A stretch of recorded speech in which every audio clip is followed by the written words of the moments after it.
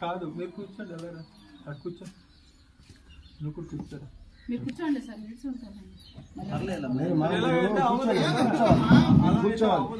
మీరు పెట్టిన దానికే కరెక్ట్ న్యాయం జరగాలంటే మీరు ఏమేమి పెట్టారు, మీరు ఏమేమి రాస్తున్నారు అనే దానికి తెలియకుండా అవ్వదు. ఇచ్చారు, ఓకే, దానికే చేయడానికి వచ్చాం. మీరు ఇచ్చారు కదా, ఇంకనేమో చెప్పేది, ఇంకనేమో సార్ చెప్పేది. ఆ రోజు ఇచ్చాము కదా అన్ని రాసి, మళ్ళీ చెప్పేది ఏముంది? అది కుదరలేదు అన్నారు. ఎందుకు కుదరలేదు సార్? మీరు మేము కుదరలేదు, అందుకనే నేను వచ్చాను.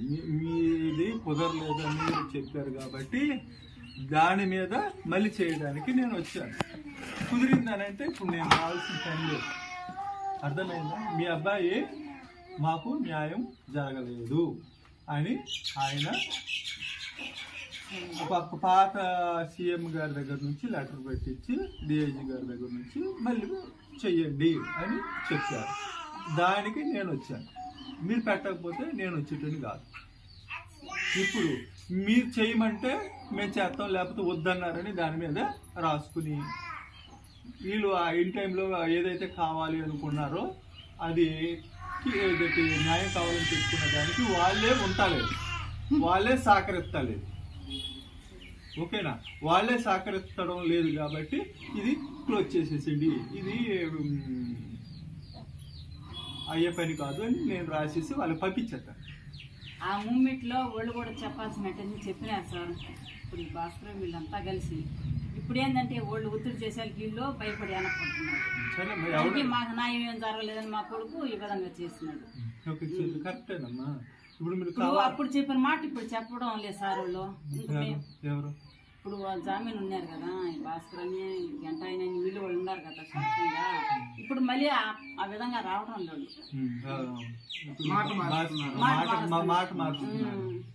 అప్పుడు విధి ఇప్పుడు లేరు. నెల్లూరులో ఉంటాడు మా ఆయన. ఎప్పుడన్నా ఒక తూరు వచ్చిపోతాడు. అప్పుడు వచ్చి ఆయన అందరిని తొక్కేసరికి ఆ సమయంలో అందరూ ఇటు కూడుకున్నారు. ఇప్పుడు ఆయన ఇంక ఎప్పుడో వచ్చి వెళ్ళిపోతాడు. వీళ్ళు ఇంక నా మాటలు బట్టి నా ఆయన కావాలి. అదేమ్మా, అమ్మేషమన్నా మీకు మాకు న్యాయం జరుగుతలేదని మీరు పెట్టారు. ఒక దానికి ఏదో నేను కాబట్టి ఇంకో ఆఫీసర్ వస్తాడు, ఆ ఆఫీసర్ కాబట్టి ఇంకోటి వస్తాడు.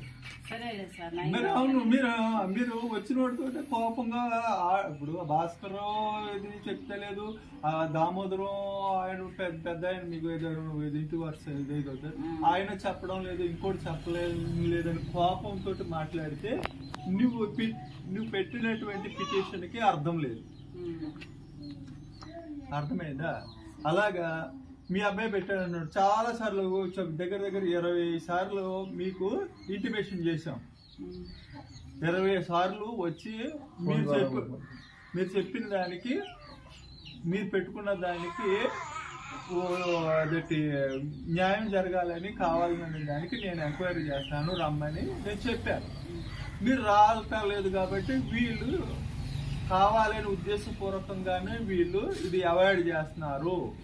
వచ్చినటువంటి పిటిషన్కి వాళ్ళకి సమాధానం చెప్పడం లేదు కాబట్టి ఇది క్లోజ్ చేయండి అని నేను రాసేసుకున్నా.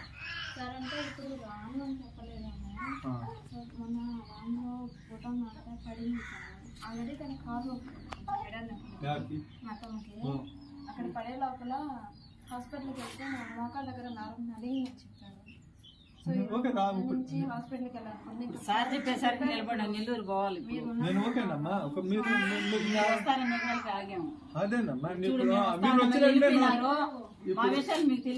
నాకెందుకు తెలీదు? ఇప్పుడు మీరు 2000లో పెట్టినటువంటి ఇప్పటికి 4 ఏళ్ళు అయింది. 4 ఏళ్ళు రికార్డు అది. ఓకేనా? 4 సంవత్సరాల రికార్డు. మాకు రోజు ఇలాంటి ఇన్ని చదువుతాయి. ఇంకా నువ్వు 2016లో కూడా ఉంటాయి. చదివితే ఎప్పుడు రాసి ఈయనే ఉండడు. ఇలాంటి వాళ్ళు వస్తూ ఉంటారు, పోతా ఉంటారు, మారిపోతూ ఉంటారు. అర్థమైందా? రికార్డు మాత్రం అక్కడ స్టేషన్లోనే ఉంటారు. దాన్ని చదువుకొని నెక్స్ట్ రోజు చేయాల్సిందే. అర్థమైందమ్మా? అది. ఇంకోటి ఏంటంటే మీ అబ్బాయి ఓకే మీ దాంతో పాటు మీరు ఇచ్చింది ఇప్పుడు క్లియర్గా కూర్చోబెట్టి చదివి ఇస్తాను. ఇప్పుడు మీ అబ్బాయిది ఏమైనా ఇచ్చారో చదివి వినిపిస్తా, మీరేమి ఇచ్చారో చదివి వినిపిస్తా. అది ఇప్పుడు మీరు ఏమైనా ఇస్తారో అదే రాసి మీ ఆవిడ ఏమవుతారో మీకు తెలియదు, నాకు తెలియదు, అదే సంతకం పెట్టించుకో. మీరు ముందు ఏ రోజున ఇచ్చారు అది? 6వ తేదీ సార్, 6వ నెల 2020, 6వ నెలలో సిఐ గారి దగ్గర ఇచ్చింది. అది మీకు చదివి వినిపిస్తాను.